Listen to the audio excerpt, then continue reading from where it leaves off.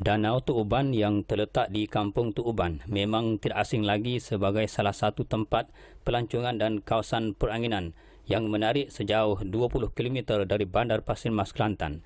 Danau ini yang dikenali sejak 20 tahun lalu hanya sekadar sebuah sawah padi yang mana pada asalnya merupakan sebuah alur sungai yang agak sempit, sekadar sebuah tempat untuk menyimpan atau menakung air semata-mata.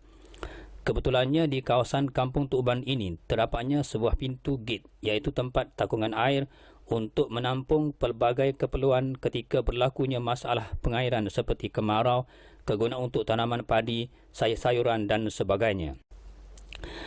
Ketika ditemui wartawan CRTV, Muhammad Ibrahim bin Ismail yang merupakan pemilik kem Danau Tuk Uban itu mengakui tentang hal sedemikian dan sawah padi yang dimaksudkan pada masa dulu itu sekadar sebuah alur sempit tetapi bukanlah sebuah tempat yang menarik.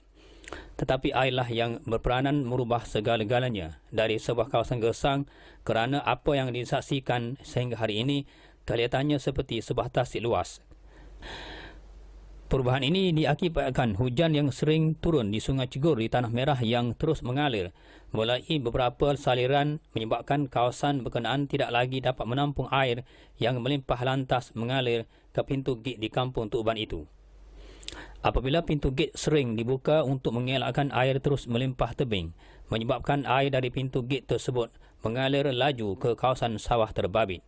Begitulah sifat air. Apabila sering mengalir tanah yang pejal sekalipun tidak akan dapat menangkis terjangan sedemikian dan akhirnya tebing yang teguh pasti runtuh juga kerana dihakis dan lama-kelamaan sesuatu yang tidak disangka dapat dilihat seperti sekarang.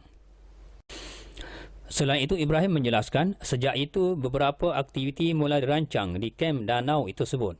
Setahunya tapak perkhemahan tersebut diasaskan oleh Belia Pak B. Kuban Panjang Pasir Mas sejak tahun 1964 yang melibatkan beberapa pertubuhan bukan kerajaan NGO, sekolah, jabatan serta agensi kerajaan. Namun selepas kem danau dan tapak perkhemahan yang dikendalikannya dibuka dan beroperasi dengan rasminya pada tahun 1990, keadaannya semakin berubah kerana kebanyakan kursus yang dikendalikan oleh pelbagai pertubuhan NGO mula dilaksanakan di Danau Tuk Uban berkenaan. Katanya, sekurang-kurangnya 15 kali kursus yang meliputi 15 kumpulan pernah dilaksanakan di kem danau setakat ini. Keadaan ini termasuk aktiviti perkhemahan, rehlah dan aktiviti menangkap ikan.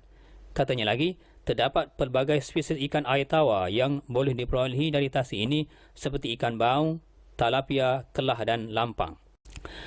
Tambah Ibrahim lagi, sebelum diwujudkan tapak perkhemahan di danau berkenaan, kehadiran pengunjung tidaklah begitu memberangsangkan. Namun sejak dibuka pada tahun tersebut, akhirnya berita dan makluman pembukaan itu mula diketahui umum.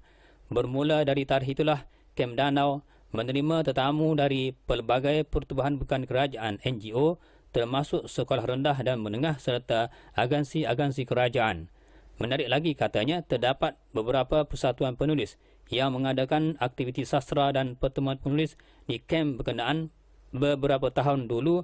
Apatah lagi pengunjung dari luar Kelantan juga sering ke danau itu semata-mata untuk menenangkan fikiran selain menyedut udaranya segar disebabkan suasananya yang hening dan teduh. Ditanya tentang kehadiran pengunjung setakat ini, Ibrahim menjelaskan kebiasaannya pengunjung datang seawal jam 8 pagi sehingga 7 malam. Kira-kira 2 buah kenderaan termasuk bermotosikal lebih dari 10 pengunjung, walaupun mereka sebenarnya memang sedia maklum tiada kemudahan disediakan di Danau Tuk Uban. Kesemua yang datang itu semata-mata ingin menghirup udara segar yang masih bebas dari pencemaran kerana selain dikelilingi hutan, di taman danau tersebut juga turut ditanam pohon-pohon menghijau untuk mencantikkan lagi pemandangannya.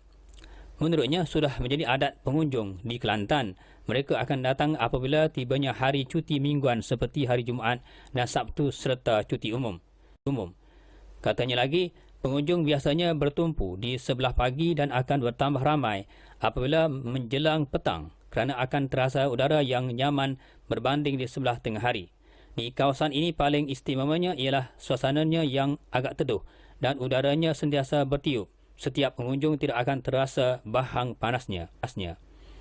Di samping itu, penulis juga cuba membangkitkan tentang suasana danau hari ini tidak seindah sebagaimana pada tahun 2007 yang mana pada masa itu masih ada peniaga serta kemudahan kepada pengunjung untuk menjanu selera sambil bersantai di danau itu. Tetapi selepas itu didapati terbiar tanpa perhatian mana-mana pihak, ibarat seperti hidup segan mati tak mahu. Katanya danau Tuban ini di bawah selian kerajaan negeri. Pernah timbul hasrat untuk memajukan danau ini. Tetapi apa yang beliau ketahui, hasrat tersebut tenggelam begitu sahaja. Sudahnya danau Tuban ini terus berkeadaan terbiar. Menurutnya lagi, contoh jelas pembinaan musala itu pun masih belum siap sepenuhnya. Kegagalan kerajaan dalam membangunkan tempat ini tidak sewajarnya berlaku, memandangkan ia akan menjadi tumpuan pelancong juga.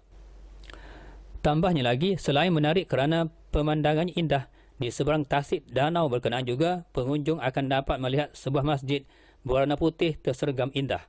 Masjid tersebut menurutnya dibina di zaman arwah Datuk Haji Muhammad Nasir menjadi Menteri Besar Kelantan dahulu.